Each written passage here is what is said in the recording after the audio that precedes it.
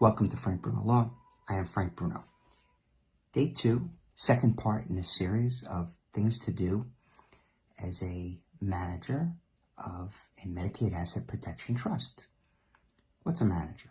Well, really, I'm speaking to what the trustee would do to manage the trust.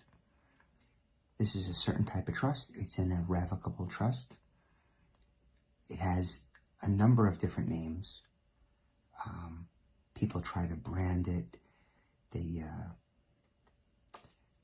really to make this type of trust as explanatory as possible.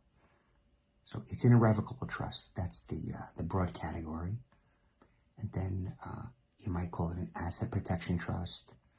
You might call it a living trust or a living irrevocable trust. I'll stop it there. Things to do when you are the trustee of a trust.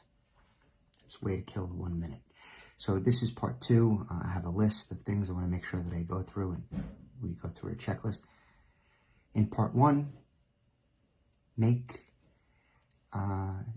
properly fund the trust, and then use the trust funds for the purpose of advancing the trust assets. So if you put a house in there, pay for repairs and maintenance, pay for the mortgage out of trust assets, pay for homeowners insurance and real property tax from the trust funds. These type of trusts are asset trusts, right? They protect the assets.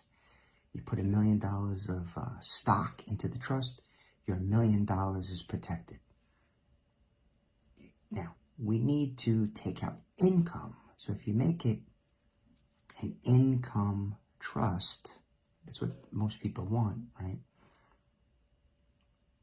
You don't always have to take income, but if you make it an income trust, you should take the dividends. Take the dividends out. For today's topic, we'll end. If you want to give a gift, if you want to do any type of transactions, you should speak to your elder law attorney, right? That goes without saying. Be well, stay safe, speak tomorrow.